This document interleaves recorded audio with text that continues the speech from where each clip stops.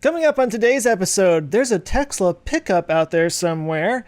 Falcon Heavy launch going up on Monday. Blue Origin tested a new rocket engine, and the E-Tron gets glowing reviews and recalled at the same time. Let's get ludicrous.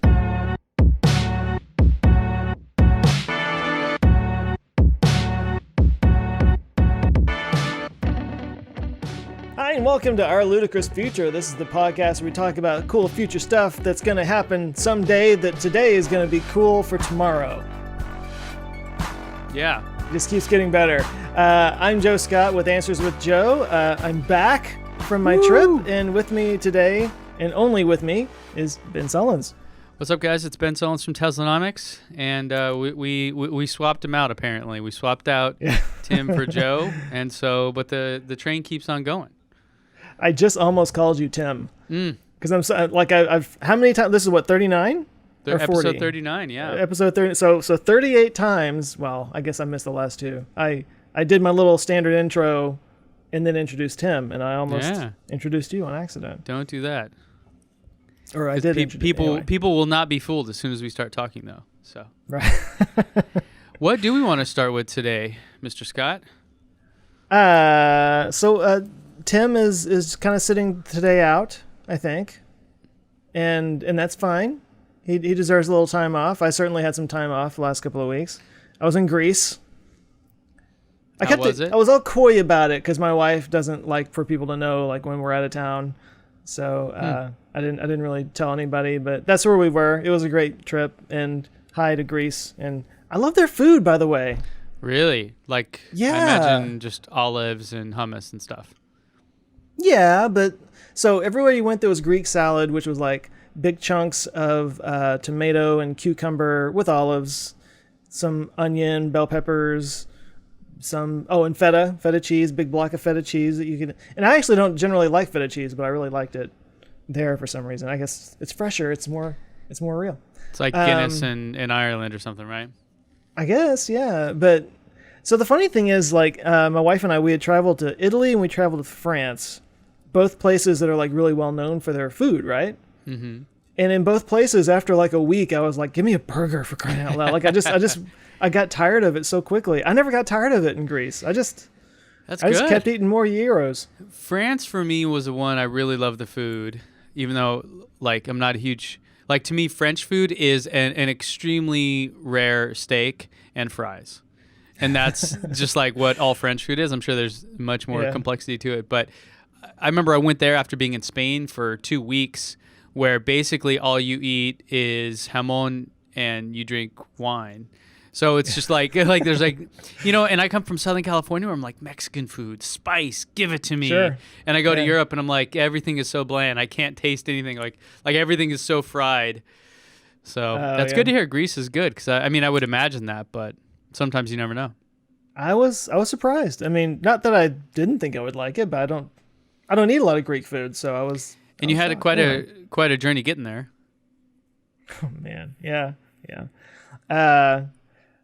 Quite a journey getting back too. It's a 26-hour trip, but nothing went wrong on that trip. It was just 3 flights. Yeah, this is why we're planning to go to Europe. Me and my family, we're trying to go to Europe next year sometime for extended stay, but just getting a 4 or 5-year-old at that point to go for a 26-hour journey. It's almost like we should maybe like fly to London and just stay there for a week, or something, and just kind of get acclimated and then fly to Spain or wherever we end up going. Yeah. Well, when we were on the way back and we were there was an off-duty flight attendant that wound up sitting next to us, and he started a conversation. We were like, yeah, we started at 6 this morning and flew from Santorini to Athens to Chicago. And he was like, you did all that in one day? That's insane. And I'm like, this is a guy who lives on planes that's telling us that this was a bad idea. So that's my message to everybody out there. But no, when we flew out, we flew out of Philadelphia. We got an hour into the flight and they turned it back around.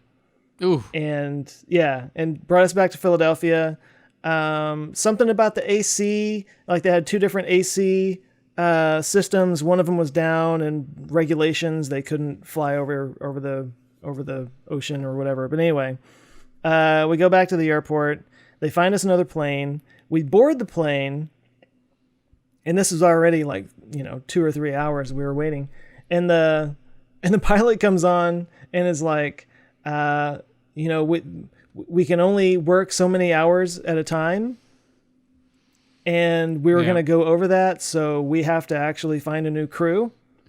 Great. So they deboarded the plane. And we sat there while they were calling up all these crew people in Philadelphia, like just, hey, do you want to go to Athens? Yeah. And finally, it was like 5 or 6 hours later when we finally got out. So we basically missed a full day of the trip. It's crazy too, just how much of a juggling act all of this is.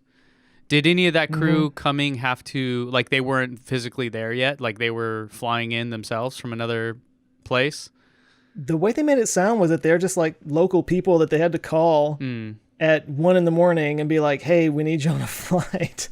And they had to change clothes and get showered and get in a car. And it was a whole thing. Man. Well, you made it there. You had a good time. Now you're back. Now, don't you wish, though, that whole SpaceX thing where you can just like go up in a rocket and fly around? The point-to-point thing? Yeah. Wouldn't that be cool? I guess that would be cool. Is that a segue? I don't know. I mean, what kind of power would you need to make that happen? So so we can talk about that. So I had heard some arguments about how that's really not actually a very good idea, and maybe Elon's got some things in mind that we're not thinking of. But like, you wouldn't want to launch. I mean, think about how loud the Falcon Heavy launch was from where we were, and we were 7 miles away. We were like 15 miles away. Or 15 miles away. Yeah. So you wouldn't want to launch anywhere near a city center. Mm-hmm. So just to get to where you would be launching from this rocket would probably take, a long time. Yeah. Just to get there and get on board and everything. And anyway, the argument is it would just be as easy to hop on a plane and do that for most flights, as opposed to having to go through all the rigmarole of getting on launching a rocket from way out there. I think Tim said 100 kilometers is how far away you'd have to be, where the noise for a rocket that size wouldn't be a big deal. Oh, yeah. I don't know, that's just my memory, so I don't know how, but that's 62 miles away. So, and I remember us talking about that a long time ago when the whole BFR thing first got announced, or that preview video that Elon showed in Australia. And the thing was, they showed it from Manhattan. Like, you leave Manhattan and you land. Like right there. Yeah. And he's like, so you're going to have to go 100 kilometers out to sea in order to do that. So you're going to need a Hyperloop or something. Otherwise, that's going to take another hour just to get there. Right, yeah. And if you have to go by boat, forget it. So, What they need is a small rocket that goes from the city center to the rocket. To the other rocket. And then it's when Russian you doll land, you rockets. get it. You just keep... Yeah. Now, can you just land, though? Do you just, like, parachute down, or do you propulsively land? You know what I mean? I guess you wouldn't want to ditch the stage, so... Yeah, the small rocket from the city center actually lands on top of the big rocket, and then you board the rocket from there, and then the small one... Yeah. I don't think that's the right idea. See what happens when Tim's not here? Yeah. We're just There's no grounding whatsoever. We're just like, yeah, that makes sense. Let's do that. Well, so why don't we just jump right into SpaceX news, since we kind of started talking about rockets. SpaceX has a new Falcon Heavy launch that's coming up on Monday, and this is going to be actually really cool. So first of all, there's they're reusing the same cores that they used on the one that we saw, the Arabsat very cool. launch. So this is the first Falcon Heavy launch that's using reused cores. That's a first. Mm-hmm. It's the first night launch. The schedule window starts at, I think, 11:30 on Monday. It's the first multi-satellite Falcon Heavy launch. So, they just did that Starlink launch on a regular Falcon 9, and they have, 64 on there? This one's going to have 24. Or is it 60? No, it had 60. Yeah, 60, because they need 420 exactly to... Anyways, yeah. So this one's going to have 24. different satellites, and one of them is actually really cool. It's the Light Sail 2 satellite from the Planetary Society. So this is like a solar sail that they're going to try to prove the science of using a sail to actually go out from Earth. Wait, Yeah. so what propels the sail? But where? Because didn't Stephen Hawking have a thing about this with lasers? Yeah, and there was it's an idea that's been around a while. So they actually launched one. It was the first one, the Light Sail 1, and I don't remember what exactly happened with it. I'm sure somebody's going to tell me in the comments. But no, the idea is it's photon propulsion. So it actually uses the even though like the mass is so small, the acceleration of the particles that come off of the sun, the rays that come off the sun, hit this solar sail and pushes it along. And but the idea is, you could actually get one going using lasers and maybe even get it out to another star in too. So the sun actually gets it's just regular light. So kind of like a sailboat tacks with the wind. Mm-hmm. It's the same kind of deal. It'll just kind of tack with the solar wind, and they're going to use it to sort of prove that idea, that science. And so okay, so this is actually a really cool video that they have up here. This is specifically for this launch. They've got, like I said, 24 different satellites here. Oh, another thing about it, it's going to have 4 burns. So the second stage usually only burns once or twice to get to the right orbit, and then they let go of the satellite and move on. This is going to actually... No, that's a different thing. That's a different thing. Just throwing out words for Tim. Yeah, we're using Tim's words. No, but this one's actually going to go to 3 different orbits to let go of these satellites. And so it's actually going to have 4 burns to get to those orbits. I think that might be a first for a Falcon Heavy, actually. But it's a very complex mission, and it's really cool. Makes you wonder why they don't launch them separately, or maybe just cheaper, I guess, this way. Yeah, probably. There has to be a calculation somewhere. Someone has an Excel sheet on this that's like, okay, well, the complexity of this and the amount of things that can go wrong versus just doing it separately, what's the risk versus reward kind of a deal there. Well, I mean, if you think about it, if they can get it all up there in that one second stage, then you're just paying for the fuel on that second stage, whereas a full launch you would have to it's like Uber actually you would pool. have to use a different second stage for each one of those, because you can't reuse the second stage. Yeah Uber pool for satellites here. Yeah, actually it's kind of the same thing. So that's the shot of it in the fairing right there. Nice. So that's like a stack of 24 satellites. Some of them are Air Force satellites, different things. There's some little CubeSats that are going up, that Light Sail. So yeah, very cool. So are you going down for this one? No. You've had enough Central Florida for this year? I just got home, dude. No, I feel you. I got videos to get caught up on. What, watching or making? Making. Yeah. Yeah. Nothing like being jet lagged and having to hit the ground running and get videos out. Oh, the life of a YouTuber, so hard. So hard. So they're sending that up, and this is kind of a first in a few ways. Blue Origin also has a first. Yeah. Want to tell us what's going on with Blue Origin Azul? Blue Origin, when was it? Like just a couple months ago, announced or revealed their moon lander that they call Blue Moon.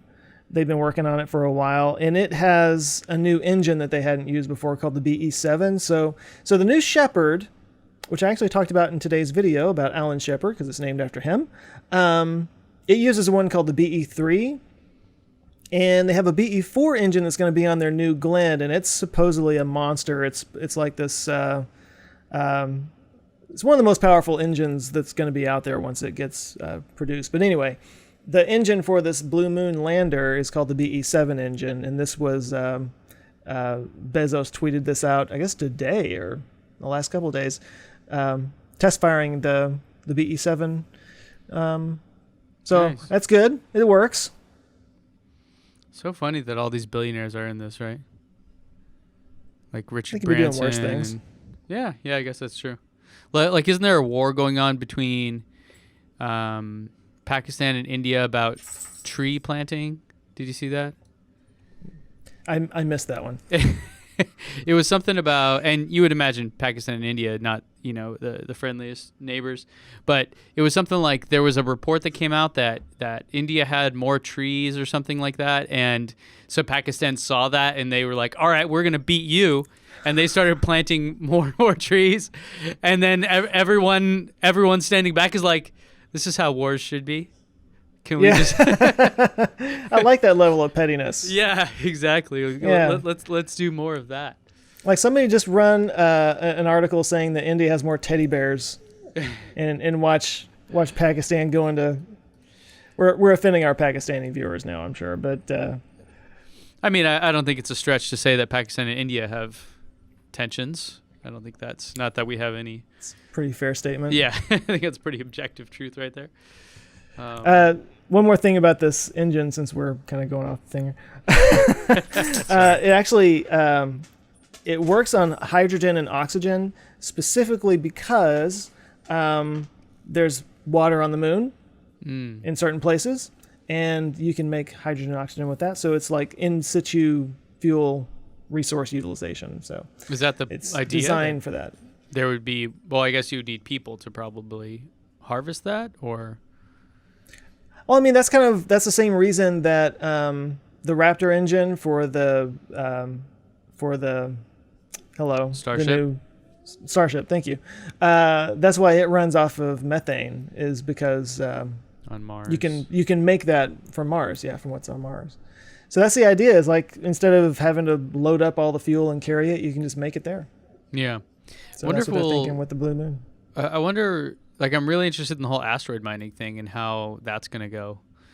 I feel like there's been a lot of science fiction talk about it lately, and then some people are like, yeah, we could do that. But that sounds super interesting to me. Like, the only thing I heard actually Neil deGrasse Tyson and Stephen Dubner talking about it. So two of my favorite voices out there. And they were making some really interesting points that basically bringing any of those assets, those resources back down to Earth doesn't make sense, with the exception of, say, water.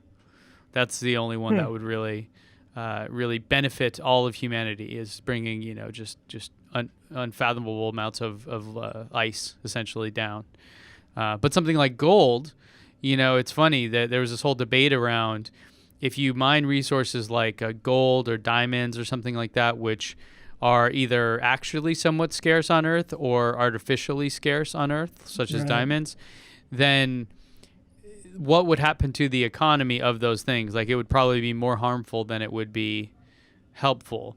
But something like gold is an interesting one because it actually does have like actual physical uses, not just like pretty shiny object, but the pliability of it, the conductivity, all those kind of things. Right.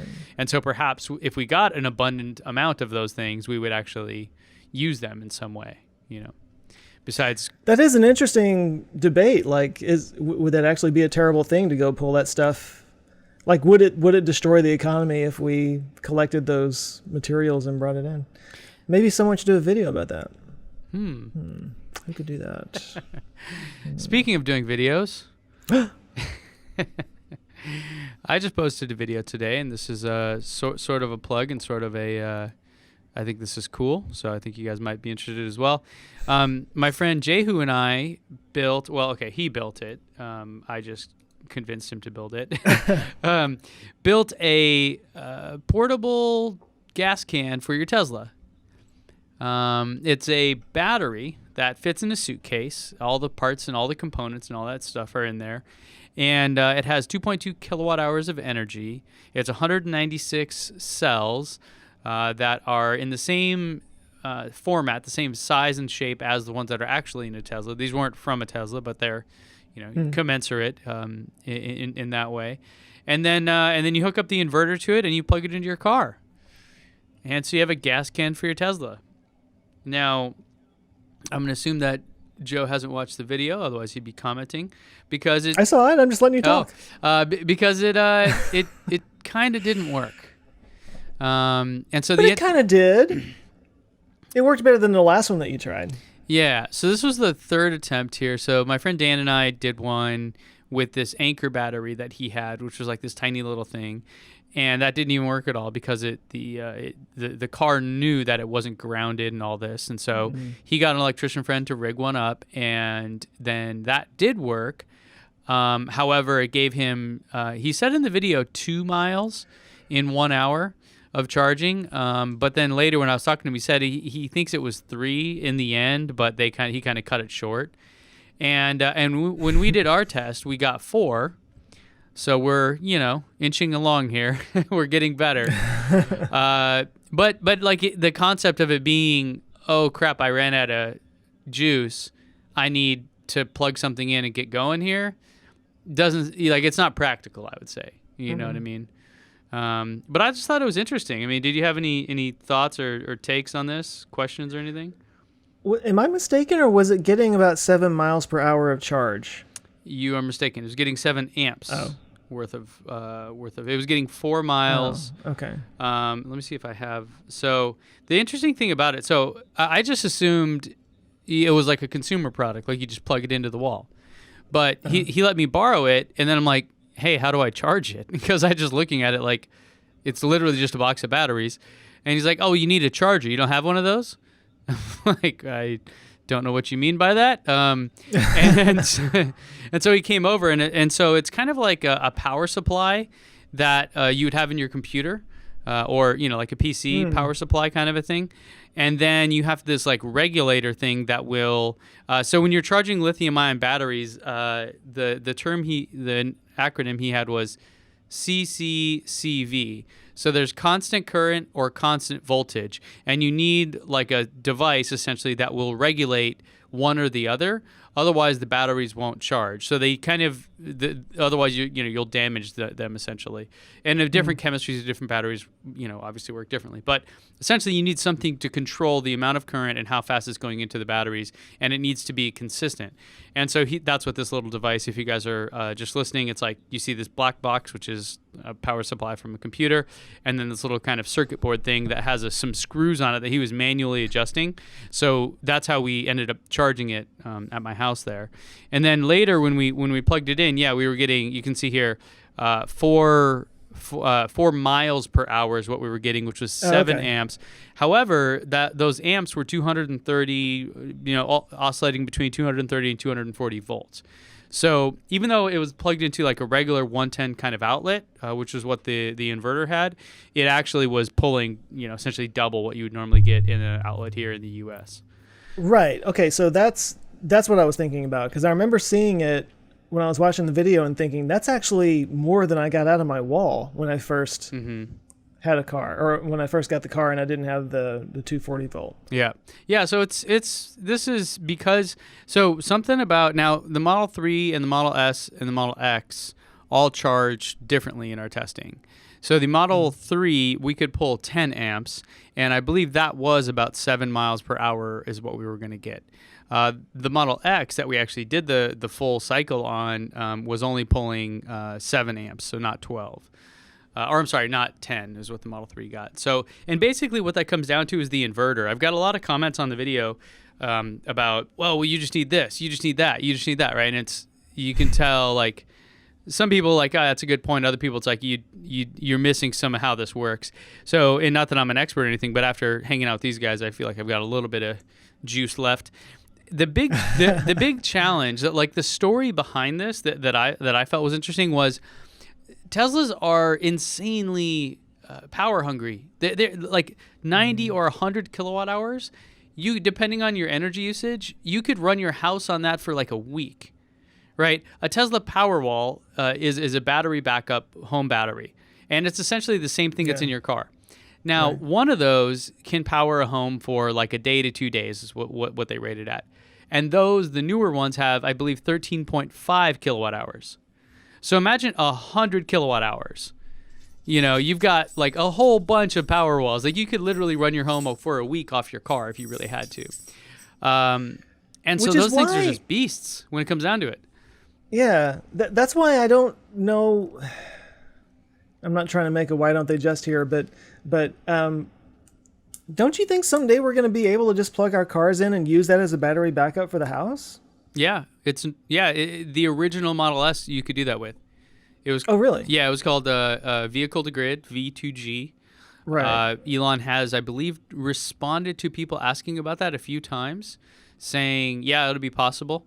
I think if you can do that, then you could presumably do vehicle to vehicle charging, which Right. at the end of the video is something I suggested, because if you think about it, a gas can for a absolute power hungry monster like an electric car, the only thing that's going to have that much juice and carry it and all that is another electric car. Right. Or if you have a truck that's purpose built with nothing but a giant battery in the back. And so Like a mobile charger. correct. I do think that's a good idea. But there's two things to that were interesting when I was talking to Jehu and these guys. Was one is that really the kind of the bottleneck here is the inverter, because what you're doing is taking DC energy stored in those battery cells, converting it to AC energy. That AC energy is going into your car, into your Tesla, which has a charger. The actual charger for a Tesla is in the car, and it converts that AC energy coming in back into DC energy, which is what the battery wants. So that whole thing is incredibly inefficient, and the amount of energy it takes to convert that and push it in there is tremendous. So like an inverter that could power like a supercharger, for example, if you ever see a Tesla supercharger, somewhere nearby are full-on transformers that are like 7 to 9 feet tall behind usually these big gated things, and they're running fans and all. Like, it's insane the amount of equipment you need to push that much power. So if you could go DC to DC, that would be better. But even then, you need 400 volts, which means you need basically a Tesla-sized battery in order to push that much energy. So in the end, there's just no way around it. You know, I don't think a solution with current available battery tech really can exist. What's to stop somebody from just buying, say, like a U-Haul truck and then taking some old Tesla wrecked cars or something and taking all those batteries and stacking like 4 or 5, 6, 7, whatever battery packs and just driving around and being like a source for people on the road if they get... Well, yeah, I mean, that's possible. I think gravity would have something to say, and your tires would not be on your side. Be a low rider. Yeah, because those things are pretty dang heavy. But yeah, I mean, that's essentially what we were doing, just in micro form, you know, because like the size of that battery box that he made is basically how big a battery pack is. I mean, obviously it had a bit more because we had all the other stuff built into it as well. The battery management system and all that stuff was already kind of combined in there. But that, yeah, I mean, that's a totally like legit idea. But there definitely is a point where it'll just get so heavy it won't make sense, right?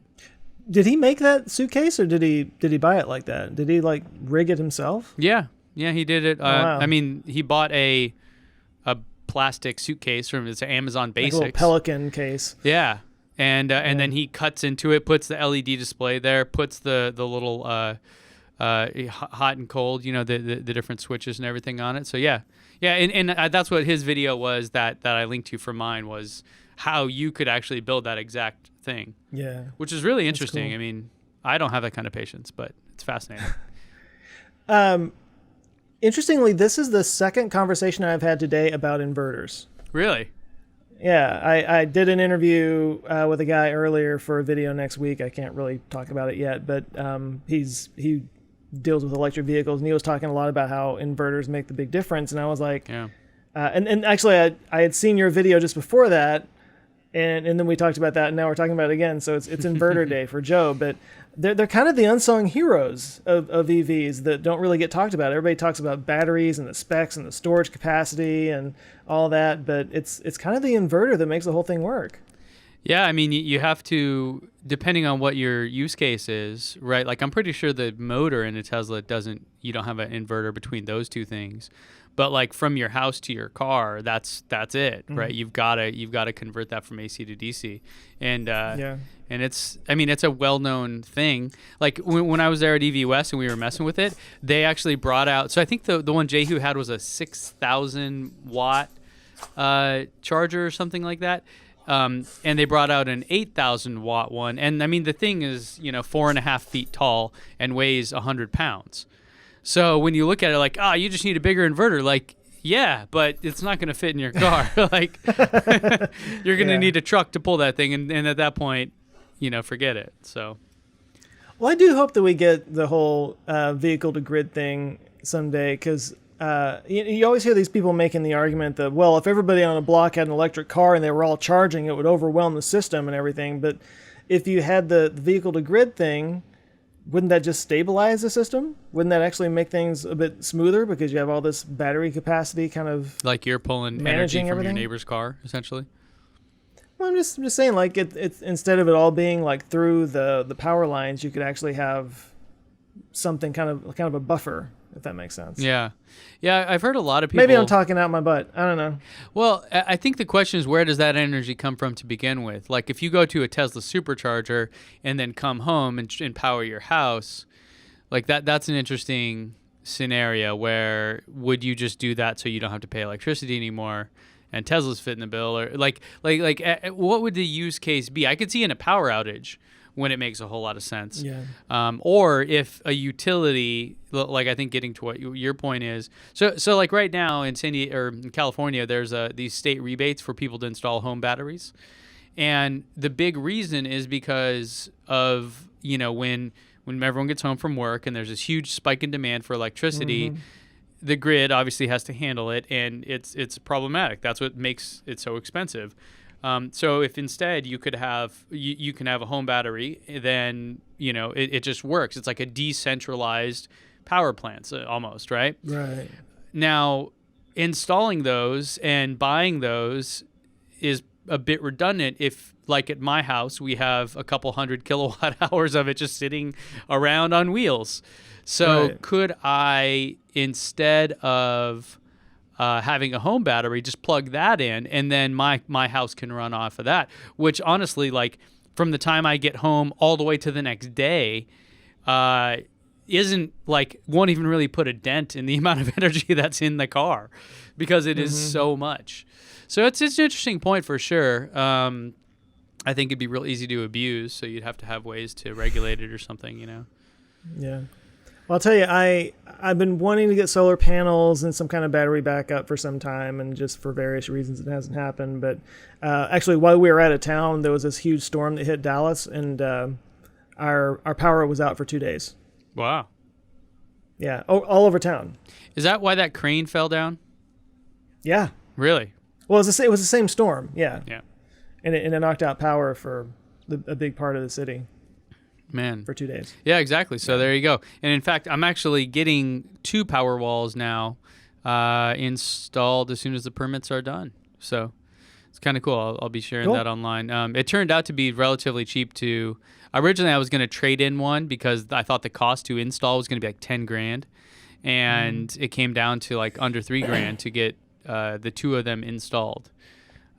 So and isn't there a backup on those, or a backlog? Maybe. On the power walls? Isn't it hard to get one? I don't think so. Maybe. No? Oh, okay. They have there are multiple kinds. The ones so these are all from the referral program, the Tesla referral program, and they were supposed to be the red ones that were actually physically signed by Elon and JB and Franz. But they emailed me and said, "Oh, hey, sorry, hey," like they emailed me basically, "Hey, we got power walls, sweet, let's schedule it." And then last minute, "Ooh, these white ones are pretty sweet. You should check out just the plain white one. I think it looked better, honestly. Honestly, this is better for you." Our hands cramped signing all these things, and we just didn't want to. It's like they're trying to convince you of it after the fact, after you're 10 steps in, but I don't really care. I'm like, hey, whatever, Yeah. As long as they work. Yeah, for me. So I'll have more stories to tell on that. Having 2 is an interesting thing because, and with charging electric cars, you kind of have to think, okay, well, what's more cost efficient at that point to pull the energy from, because again, if I have a car with, let's say, 75 kilowatt hours and another one with 90 kilowatt hours, I'm getting 2 home batteries that total 27 kilowatt hours. So like they don't stand a chance if I really need to charge. Yeah, that's true. You know what I mean? But I think, so maybe it's like we don't, like when we plug the electric car and we don't pull from the power walls. I don't know. Like these are all things that I'm kind of excited to figure out. So if anyone knows out there, anyone has experience, leave me a comment. You're going to have to teach us, Sensei. Just, I'll share all of my mistakes with you so you don't make the same ones. How about that? Speaking of I've been getting some referrals, but so far it's just gotten me supercharger miles, which is nice, but I think that's all they give now, right? Yeah, I guess. No, you're supposed to be able to enter a drawing for a Model Y and a Roadster and stuff. Yeah. Yeah. In 20, you got all the fun stuff. They didn't say what year those drawings were going to be in, did they? That was the funny thing when like all this stuff. And so, yeah, I guess I'm like somewhat of a veteran from the referral program at this point, but there was definitely like a lot of people, especially when they added the Model 3 to the referral program, that were like, yeah, and then now they're realizing how back like these power walls were from 2017, that I earned them through the referral program in Q1 of 2017. That's how long ago it was. So wow. Like the Roadster thing, sweet. Yeah. Like I'm hoping I get them before I'm ready for a midlife crisis. That's when, because that's when I'll really need them. That's when you'll need it. Yeah. So, but it is what it is. So. Yeah. Anyways, no one's crying for you, just so you know. Yeah. Well, I was hoping for something, but no. You're not getting it. In other Tesla news, there have been some fun hacking projects going on there. Specifically, Simone Giersch, I'll say. Giersch, yeah, I think that's us. Of the Shitty Robots fame, made a Tesla truck, and it is freaking awesome. Let me see if I can just get a shot kind of it. So she took a Tesla Model 3. I'm sure you guys have all seen this, but in case you haven't, she's calling it Truckla. I'm not in love with the name, but I get where she's going. And it is a Tesla Model 3 that she chopped the back end off or the back top off of, put in some more structural supports, actually put a window on it, like a truck window. I think it was from a Chevy or F-150 or something, or no. I forget which one. Was it? It was from a Chevy something or other that had like because the Model 3 width, it's like a very, compared to a typical truck, it's like very skinny and narrow. So she actually put a back on it and then put a roof rack on it. So it's more like a Tesla El Camino than it is a Tesla truck. But But it's really cool and extremely well done. And the video that they made with it is phenomenal.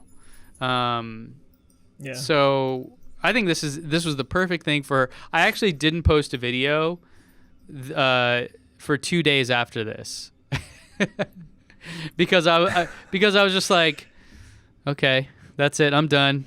Like I'm go home. Yeah, it's over. Like, okay, guys, it was nice knowing you. That's about all I got. Yeah, that's when you're like, I'm good at making videos. Oh, right. You're like, oh man, I've got this video. I'm so pumped. But wait, what is it? Oh. Yeah. Well, and it was a collab video too with Rich Rebuilds and a couple of other people. Laura something and yeah.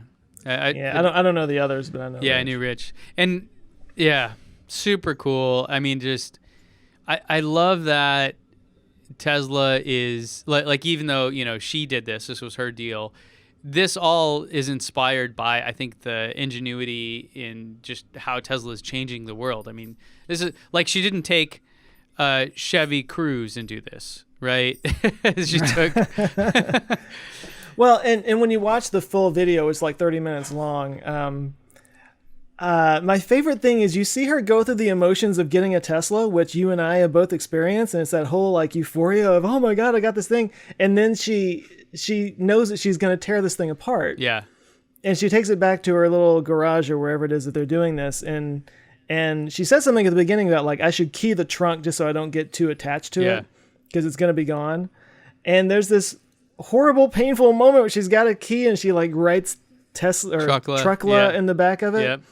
And she's just like, why do people do this? This is terrible. I feel awful.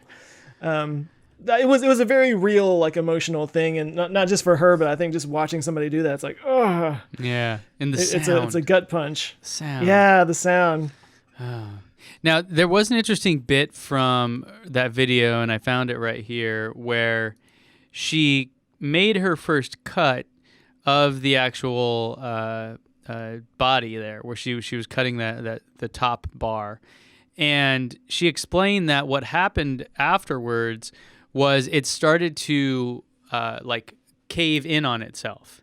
Yeah. Now, I had heard from some folks I know that there's a video, like a video, private Tesla video, basically of like the skateboard of the car, and the whole thing is so incredibly light, and there's so much tension and stuff from the battery pack that without the actual body, the whole thing just kind of folds together like a taco.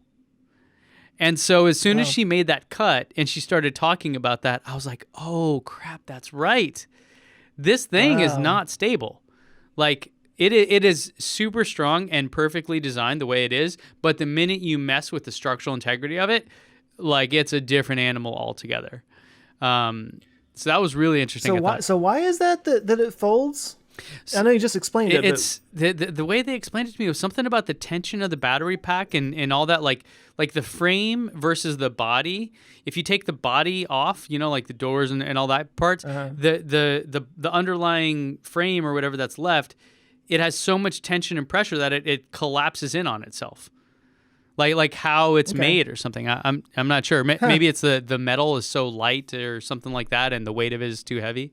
I'm not quite sure what causes it, but I remember that part in the video where she cut it and it was like, oh, that was structural, and we're gonna have to like reinforce this, and it's a whole deal that they weren't expecting. And then she's like, oh wait, I guess we probably should have guessed that.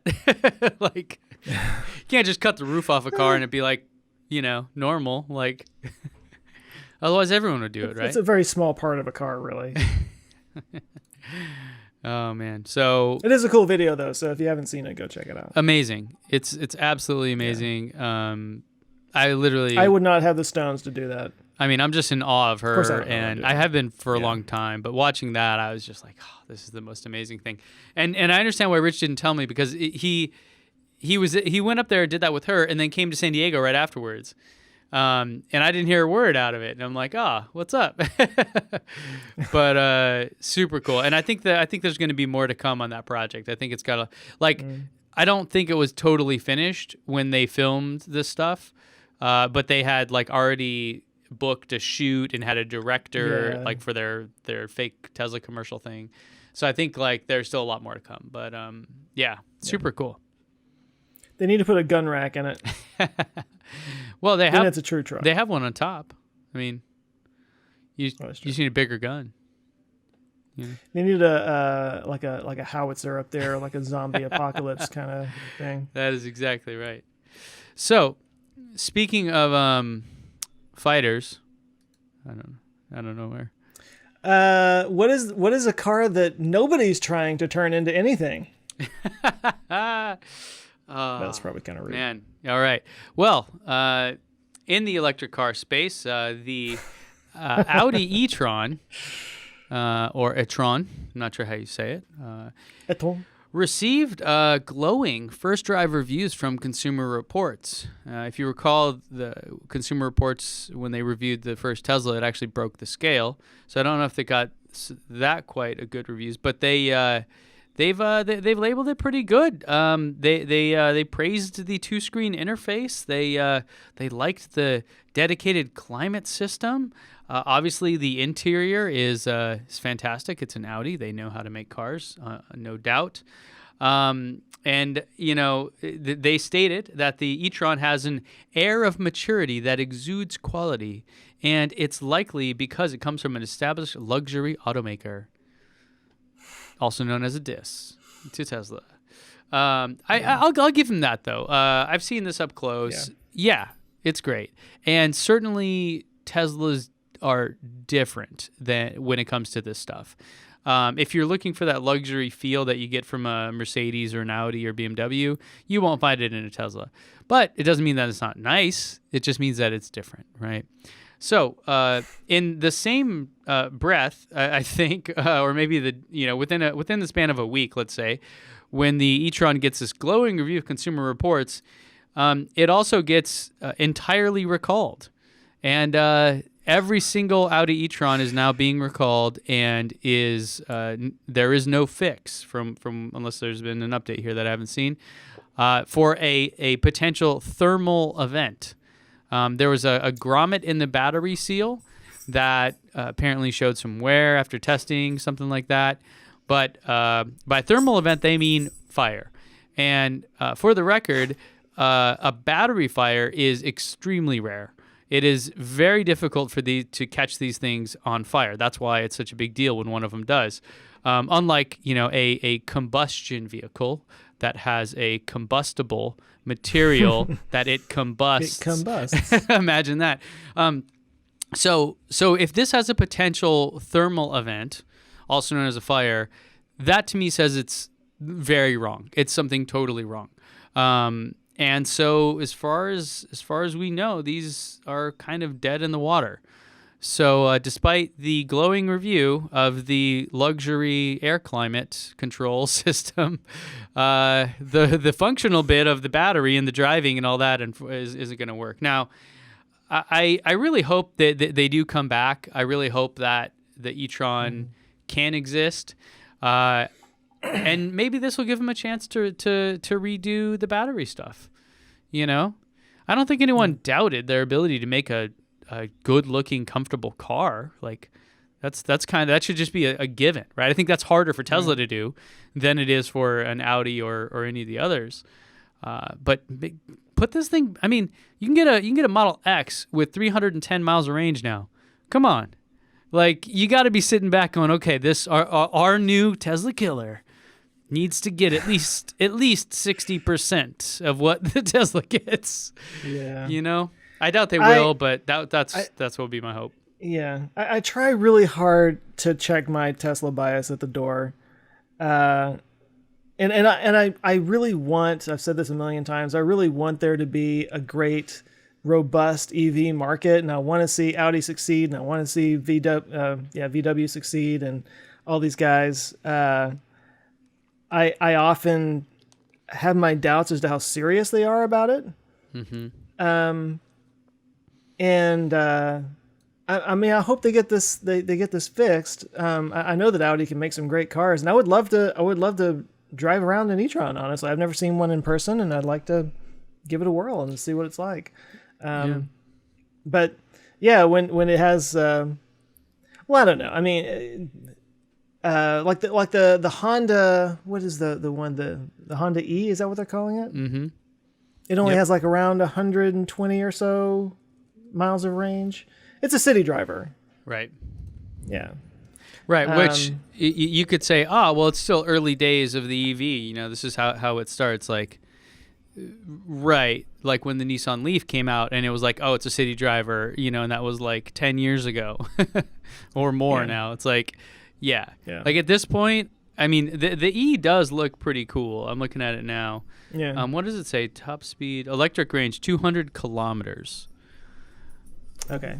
That's not much. It's like 120 something miles. Yeah. Again, really cool looking. You know, it's funny because when you like one of my favorite channels to watch, like I don't really watch any other Tesla channels and all that stuff because I try to avoid copying what someone else is doing or being influenced by them and all that. But the one channel I do watch a lot of is Fully Charged. Yeah. And those guys always have the rosiest outlook on every electric car. And I think that's appropriate, right? Like, I think if our goal is to get us to electric or sustainable forms of transportation, we need people like that. We need people that are far less biased than I am. But me, I'm still looking at it going, I expect more. I'm like that father that's always disappointed in you. You know what I mean? It's like, I'm not mad. I'm just disappointed. yeah, it's like, oh, you didn't get an A+, huh? You just got an A? Yeah. Yeah. Yeah, well, your sister, thank God we still have her. Maybe. It looks cool, though. I love what they're doing. I think, if you're making this tiny, cute little car, this Honda E, and we're showing photos of it online if you guys want to go check those out. I think it's really cool. I really hope it's a thing. I think that there are many electric cars should come in many sizes and shapes. They all should just, go a lot further than they currently do. I mean, again, me being from Texas, like, I have to have some kind of range on there just so that I can go see people in it, Mm-hmm.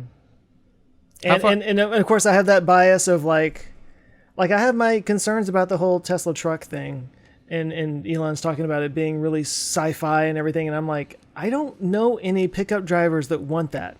Yeah. I just don't. And I hope it's successful. I'm curious to see what comes out, but I just like...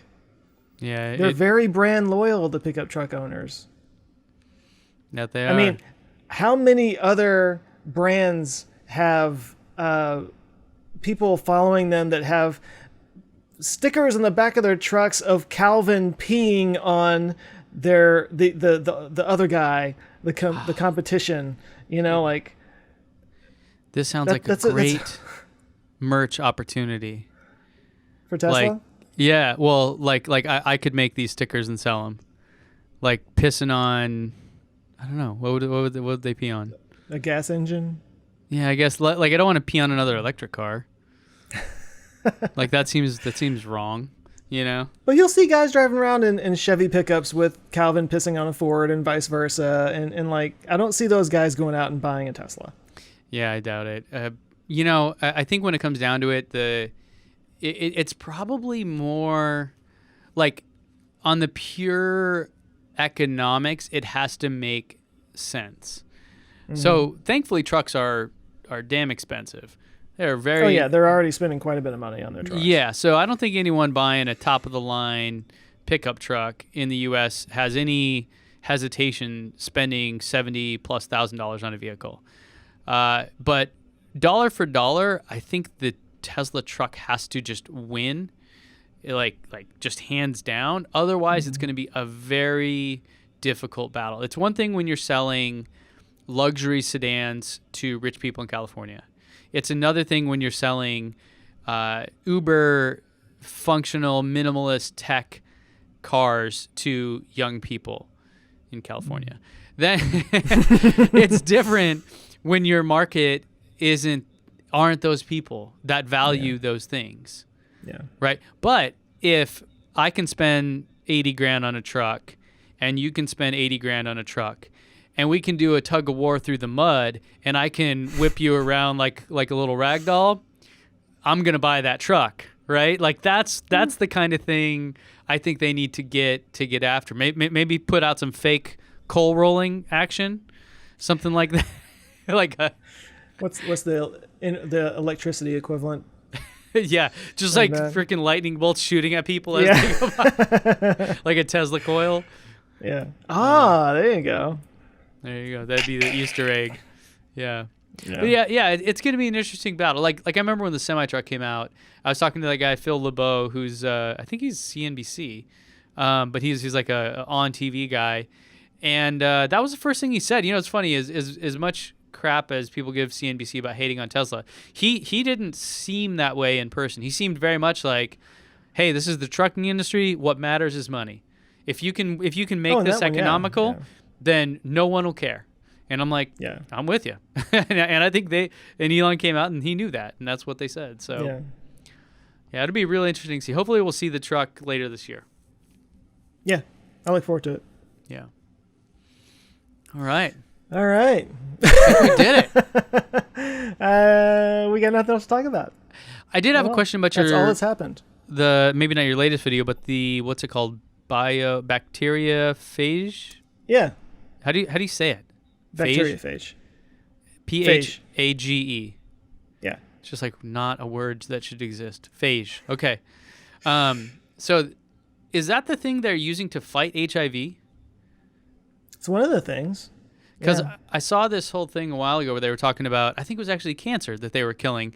And and the weird part, and you know what, this is something different. This was, they would inject a patient with something that would attach itself to the cancer cells. And it was a virus. It was like HIV, I think, was the virus. And somehow they modified it to attach itself to cancer cells. And then your body would attack it and kill it naturally. Oh, okay. Because it was one of those things, like the reason cancer kills you is because your body doesn't recognize it as a foreign object or, you know, as something it should do. But if it did, it would have plenty of, you know, strength or whatever to do it. Yeah. And so so this basically gets the immune system to attack the cancer by attaching HIV these to things to it. Yeah. And it's like, hey, you have cancer. How about some HIV to go along with that? It may work. I know. It's bizarre sounding, but it sounds sketchy, right? Well, actually, I saw a video today from was it Minute Earth that was talking about. It was similar to the bacteriophage thing. In fact, as I was watching, I was like, "Did these guys come out with a video just like mine?" But no, it was about a different kind of thing where they took some properties of the cancer cell and turned it against itself, basically. So the thing about cancer is that it's kind of immortal. It doesn't die off like the rest of our cells do. So it just keeps multiplying and becomes tumors. And so they have a way of creating antibodies that can go and attack these cancer cells. But the problem is that the cells that create the antibodies only live for a few days.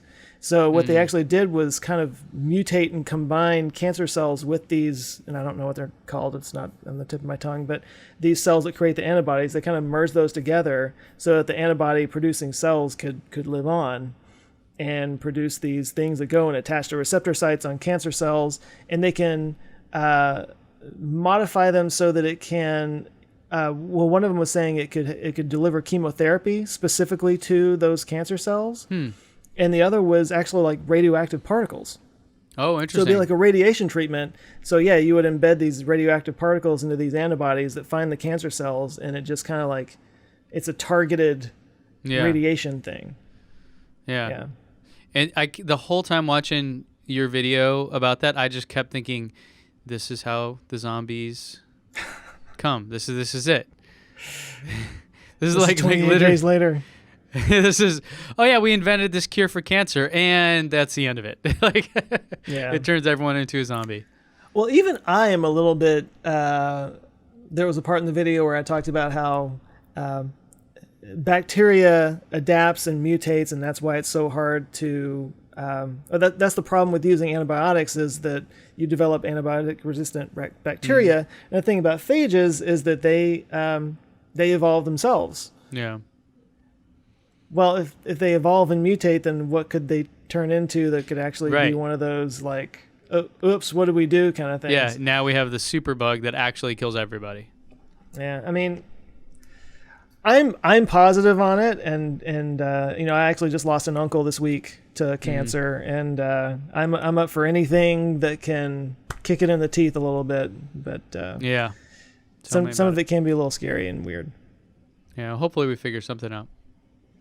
Yeah, I think it's going to be very personalized medicine kind of thing, like where they literally they take something from you and they use that to adapt it and make something that they can re-inject back into you. And what will happen to human population though if none of us die from this? I guess we'll find other things to die from.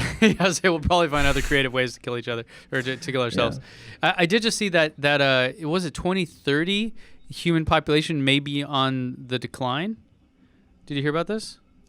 I know that they're not as worried about the population bomb as they used to be, because as the population becomes more, or as we rise out of poverty, we have fewer kids. Right. Yeah. And so there was a new study that just came out. You know, if I had any thought, I would have researched this before. But that basically that's what they said, that the number of children on average was declining, and if it keeps going at that rate, that within by 2040 or 2050 we'll actually start to see a population decline. And the way that the news framed it was that this was a bad thing. And that just reminds me of the previous time we were talking about this, where we were all scared there would be too many people and how would we feed them and what would that do to the atmosphere. And now, like, when we find it's going to go the other way, we also say, like, wait a minute, you can't, both things can't be bad. Or is that just the news trying to get more clicks? I don't know what the deal is here. Yeah. But I think I heard Peter Diamandis talking about this, about how, like, it would basically be like a recession, a global recession, because there's fewer people using. I don't understand it, but basically, like, if it contracts, it's like an economic contraction, and it could lead to like a global economic depression. But it's an economy thing. It's not a resource thing, and the economy is something we just kind of made up. So Yeah, from a resource thing, it's hard to argue that it's a bad thing. Right. Like, fewer people means we're consuming, like, we're killing the planet less. At a slower rate. We'll only need 3 Earths instead of 4 to sustain it. It sounds like the conversation I had with my 3-year-old trying to explain to him why this is the best planet. He's like, no, I want to go to this planet. He's like pointing at Jupiter. I'm like, no, you don't. Trust me, you don't. It sucks there. Like, it's really not. I have a video about what happens if you fell into Jupiter. It's not good. One day I'll show it to him when he understands. Right. Oh, man. Sometime in our ludicrous future. Oh, wait, we didn't talk about what we're working on. What are you working on? What are you working on? I asked you first. I asked you first. What am I working on? You just don't want to answer. I have too many videos shot right now. I think, what's next week? Which Tesla is my favorite? That's the next. I think that's next week. Well, we all know that one. Mm-hmm. Yeah, the truck. Don't we? As we just heard. Right. Oh, okay. No, I'm actually going for the E-Tron. That's my favorite. Selling them the all. Tesla E-Tron. No, yeah. So we went and shot that video a while ago, Jenny and I, and so we have them all lined up and talking about that. I think it's a ton of hubris to assume that people give a crap which one is my favorite, but I think the value people can get out of it is me and my family have owned all 3 now for a good period of time, and so just a lot of conversation. That's why I brought my wife into it, because just me, it would be kind of like, I don't know, that'd be kind of boring. But having us go back and forth about, because there's so many moments where I'm like, oh, this is what I love about this. She's like, that's what I hate about it. And I'm like, whoa, okay. So it's pretty unscripted. We kind of knew the order of things we wanted to talk about. So that's coming out. I think it should be out next week, unless Simone posts another video about Tesla, in which case I'm just going to quit. Crushes your hopes. Yeah, that's it. Yeah. So, what about you, sir? Do you already have a bank of videos? How does this work when you go on vacation as a YouTuber? I'm not familiar. Well, no, I did before I left, and now I'm having to get caught up again. So, like I said, I had to hit the ground running. Monday's video, I just recorded it this morning. It's on the Carrington event. Are you familiar with the Carrington event? Carrington? Carrington. Oh, no. It was in 1859. It was a gigantic solar flare and coronal mass ejection, basically, that if it happened today, a lot of people think it would basically send us back like 100 years. Please tell me cosmic rays.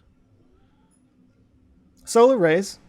That's which travel through the cosmos. Yeah. I mean, I don't know what a cosmic ray technically is, but that's the term. Remember the thing we were talking about, how it tripped the computers in the Toyotas? Yeah. Is that why it would send us back 100 years, because of the problem it would cause with electronics? Well, so when this happened in 1859, the telegraph was still fairly new, and it was like the internet of its day, right? Mm-hmm. And literally, telegraph operators were getting shocks from their stuff. It's that insane. It was that insane. It's something that like rarely happens. I mean, for a solar flare to hit us at all, like everything has to be lined up just right. But this was like this super flare that just happened to hit us. So it's basically looking at that and saying, what if it happened today? Kind of thing. Wow. I imagine people in airplanes would not be happy. Well, I'll let people watch the video and find out for themselves. Well, I'm looking forward to it, as I'm sure everyone is. By the way, I believe we just passed 20,000 subscribers here on the podcast. Did we now? Yeah. See, that's what happens when I'm gone for a couple weeks. There you go. People finally show up. By the way, do not go search YouTube for OLF. That's not what you want. Oh, did that bring up something else? That's just a bunch of random stuff. Yeah, just hit 20,000. So thank you guys for. Oh, and if I click on it, apparently I'm unsubscribing. So don't do that.